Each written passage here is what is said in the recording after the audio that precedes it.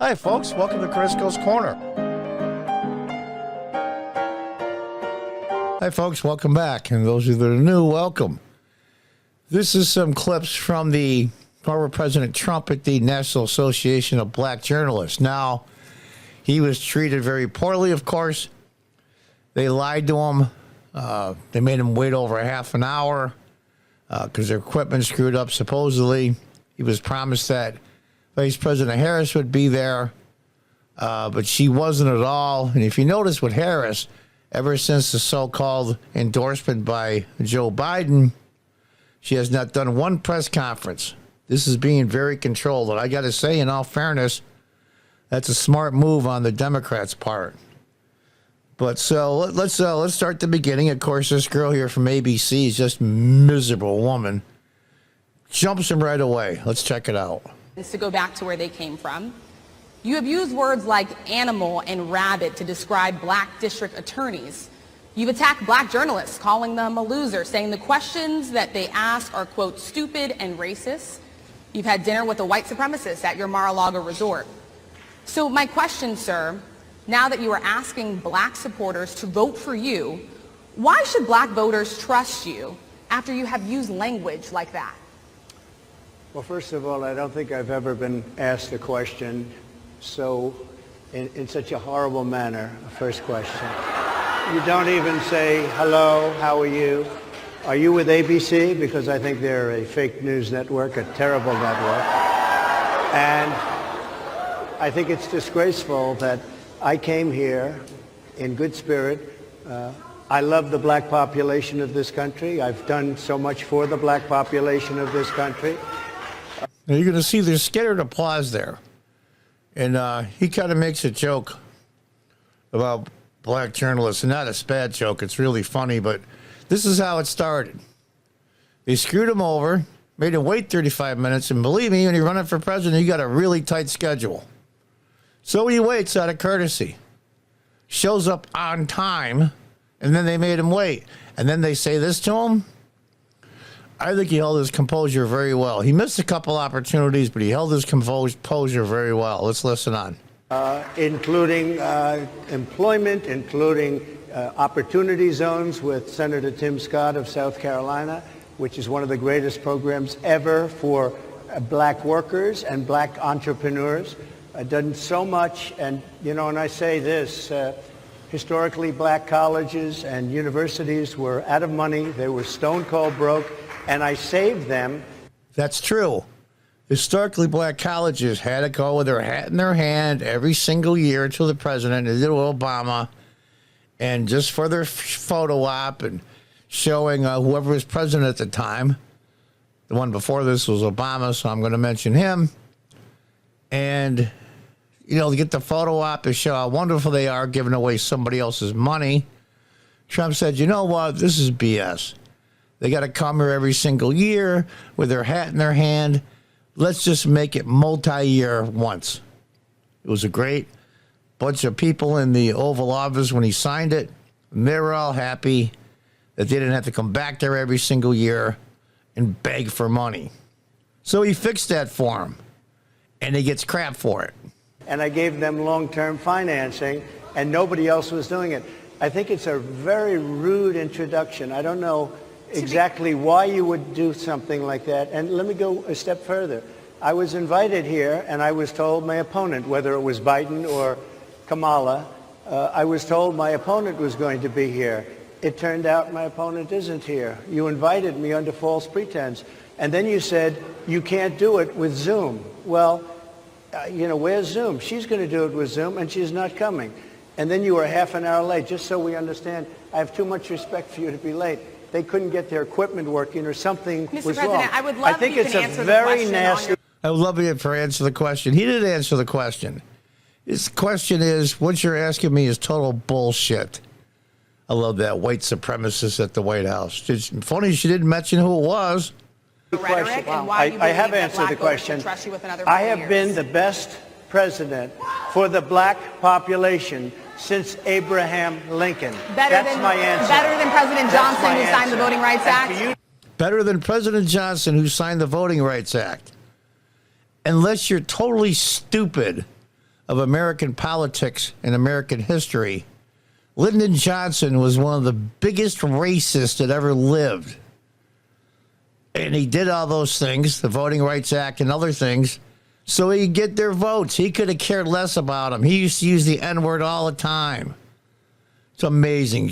A black reporter brings up the fact in praising Lyndon Johnson. These people are so clueless. You know, I used to think they were clueless because they had enough information. I'm convinced now they're just stupid. To start off a question and answer period, especially when you're 35 minutes late because you couldn't get your equipment to work in such a hostile manner, I think it's a disgrace. Another had a stroke. Now, this is about January 6th, how he mentioned that he might pardon some people. So, of course, January 6th is on the topic. That stroke she mentioned was a Capitol police officer who had a stroke a day or two after the fact. Had nothing to do with the riot. I call it a riot rather than insurrection. The funny part is, you know how many people were charged for insurrection? Take a guess. The answer is 0. Why? Because the insurrection didn't happen. Were the people who assaulted those 140 officers, including those I just mentioned, patriots who deserve pardons? Well, let me bring it back to modern day. Like about 5 days ago, we had an attack on the Capitol, a horrible attack on the Capitol. You saw the people that were protesting and spraying these incredible monuments, bells, lions, all these magnificent limestone and granite with red paint, red spray paint that will never actually come off, especially in the limestone. It will never, I'm a builder, I know about this stuff. It'll never, you'll see it in 100 years from now. They viciously attacked our government. They fought with police. They fought with them much more openly than I saw on January 6th. What's going to happen to those people? What's going to happen to the people in Portland that destroyed that city? But sir, my question is on those. Yeah, also you forget something. In May, I believe it was, when they surrounded the White House and almost burned out the church across from the White House, who was attended at one time by Madison, the 4th president of the United States. Had to put Trump in a bunker, so instead of saying, oh my gosh, that's horrible, most of the mainstream media laughed and said he was a chump for going there. It's amazing to me. Let's listen on. What's going to happen to My the question people is that on tried those to rioters who assaulted Excuse me. officers. You have to Would answer. you pardon What's those going to people? happen? Oh, absolutely. Oh, by the way, speaking of striking officers, I believe it was well over 20 Secret Service members, who's kind of getting a lot of criticism now, and also local law enforcement in D.C. that were injured during this riot on the White House. If that's not a real insurrection, I don't know what else is. Absolutely, I would. You would pardon those? If they're innocent, I would pardon them. They've been convicted. And by the way, the Supreme Court just under... Now, it's funny. It's the mainstream media and a lot of the progressives, people like her, that have been saying for decades, not her specifically, but the same ideology, that the matter of fact is there's a whole bunch of black males in jail that really didn't do anything, but they were convicted. You can be innocent and still be convicted. President Trump is proof of that. This guy lived his whole life without a jaywalking ticket. And all of a sudden, he gets 34 felonies? Makes no sense. These people suck so bad. Well, they were convicted by a very tough system.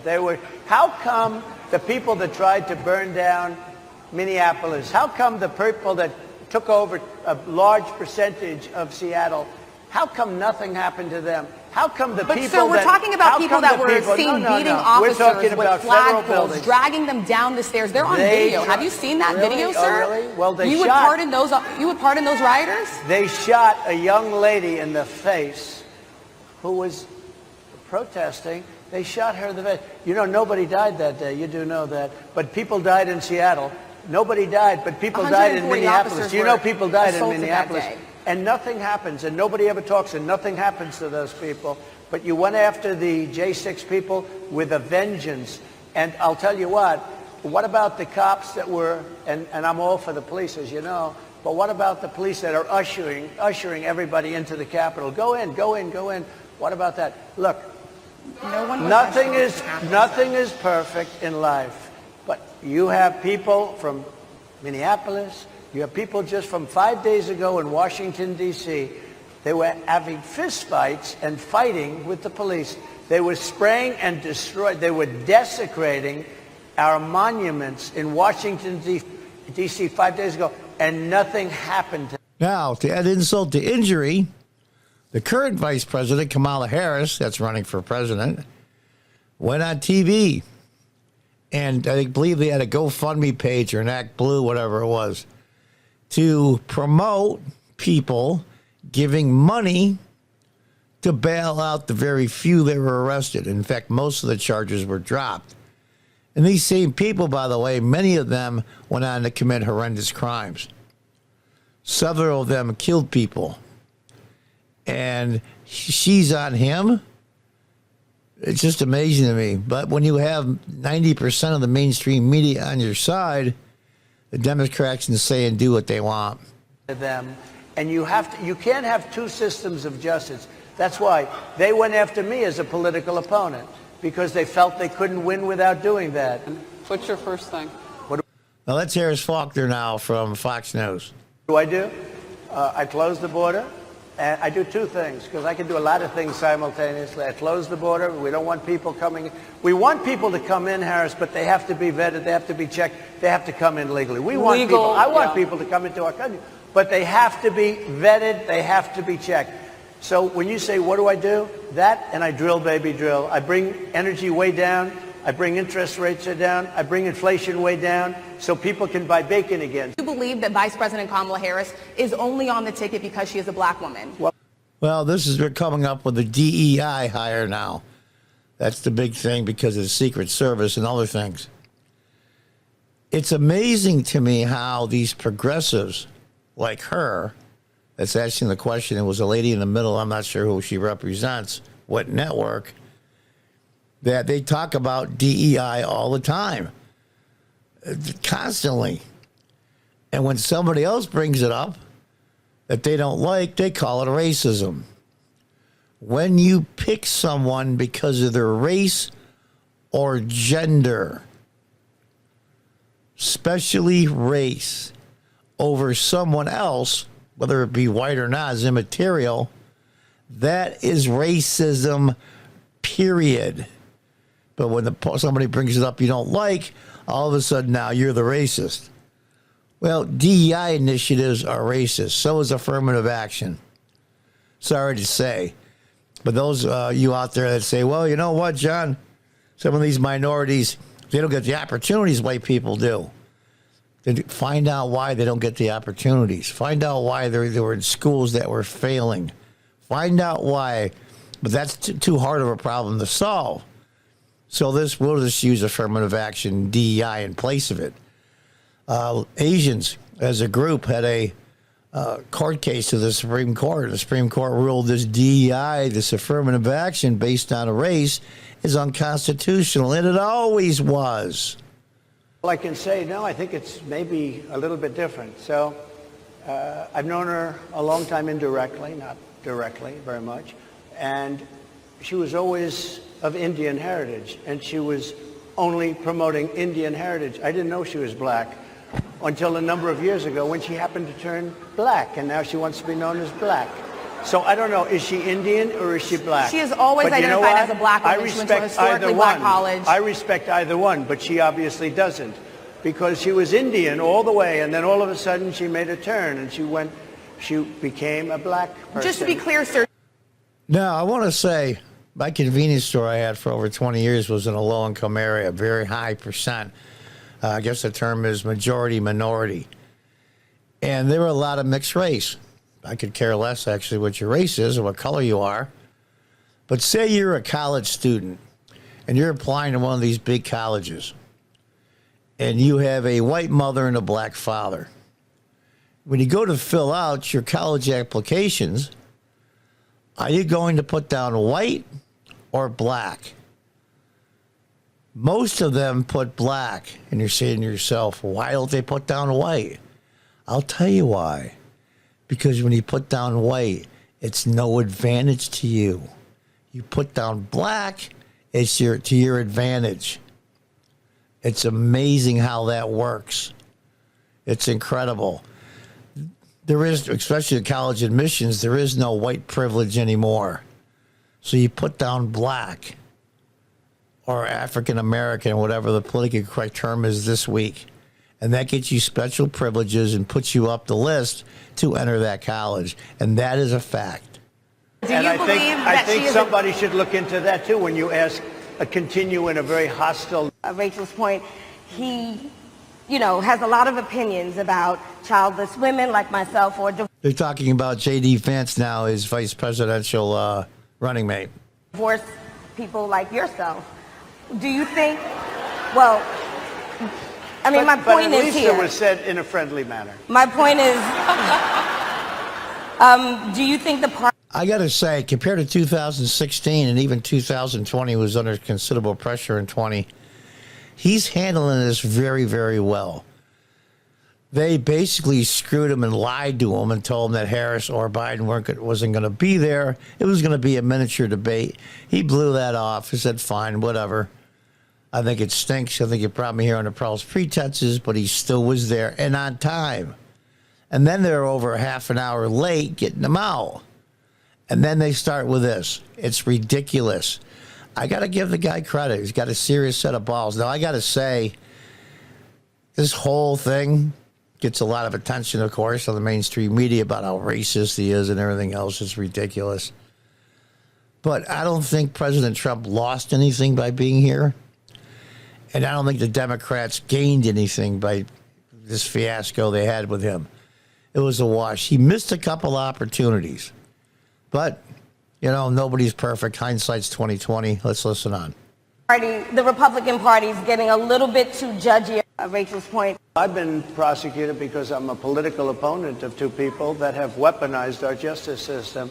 I've been prosecuted. I just won the big case in Florida. Everyone said that was the biggest case. That was the most difficult case. And I just won it. Now, Biden has a similar case, except much worse. I was protected under the Presidential Records Act. Biden wasn't, because he wasn't president at the time. And he had 50 years worth of documents. And they ruled that he was incompetent, and therefore he shouldn't stand trial. And I said, isn't that something?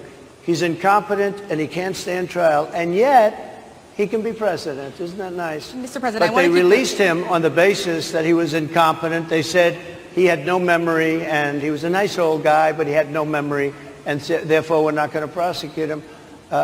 I won the case, and it got very little publicity. I didn't notice ABC doing any publicity on it, George. We covered you extensively, sir. I'd love to move over on to... We covered it extensively. What a crock of bullshit. Absolute crock. Their coverage of it was the judge in the court case in the Supreme Court and how ridiculous and how they chastised the court system itself. Yeah, they covered it extensively. Uh-huh. I didn't notice you do any publicity on it at all. I won the case, the biggest case. This is an attack on a political opponent.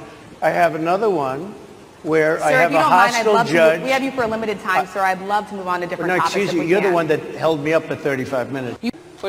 You're the one that held me up for 35 minutes, and now you're complaining you have limited time. I got to give the guy credit. He could have answered a couple of them a little differently.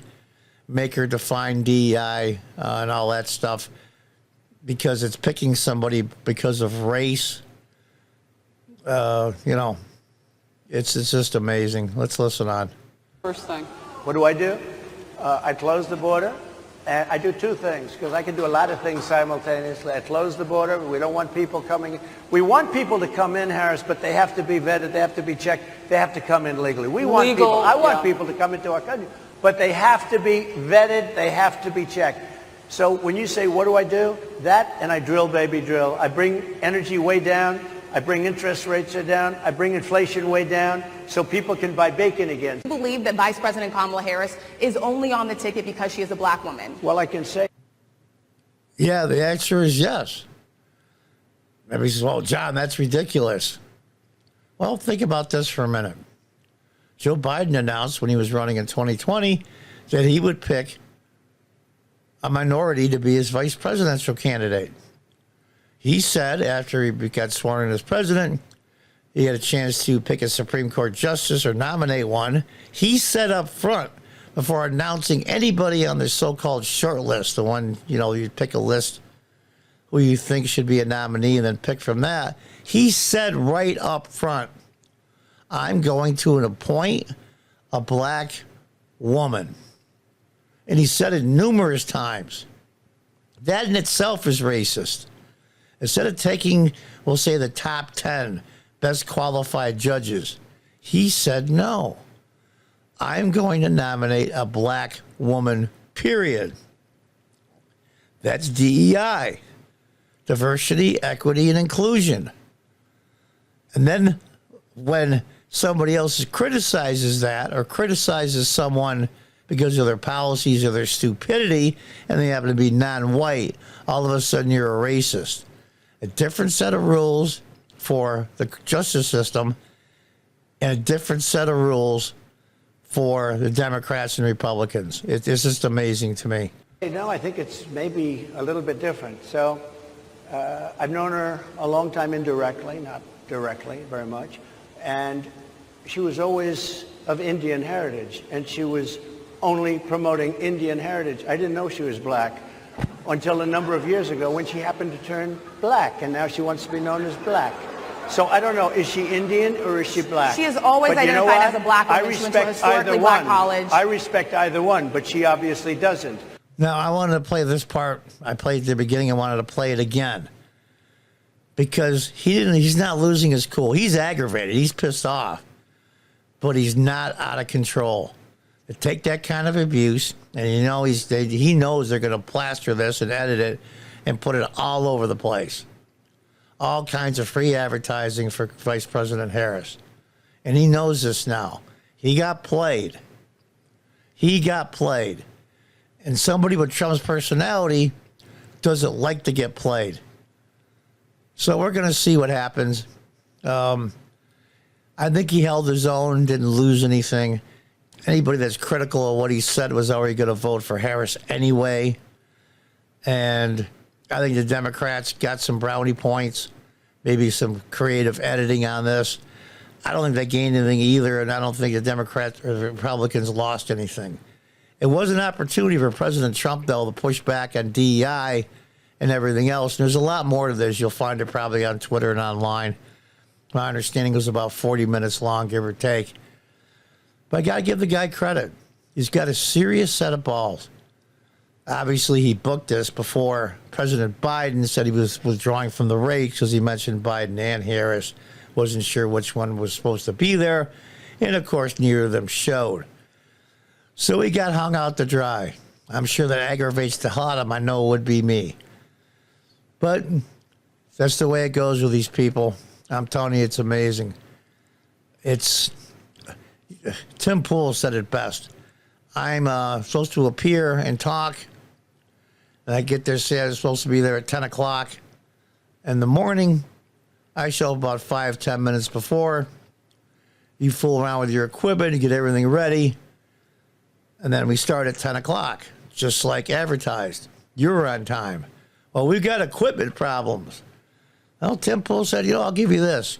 5, 7, 8, maybe 10 minutes, and I'm gone. See, he couldn't leave because then he would say, well, he ran away. He was afraid to debate Kamala on these things. Yeah, he got sucked in. He should have probably refused just to be there. But then he gets accused of being a racist. It's just amazing, no matter what you do. So I give him credit for having the guts to do this and standing up for himself. It's Donald Trump that everybody likes. His supporters that love him. This is what they like about him. And I have to say, since 2016, he's come a long ways with these interviews. He's not as cranky, confrontational. He is confrontational in this, but he's doing it calmly and methodically. And I give him a lot of credit. What do you think? And so, how's that go? And so, like the old soap operas, and so as the world turns, or in this case, the stomach turns. Until next time, God bless, goodbye, and good luck.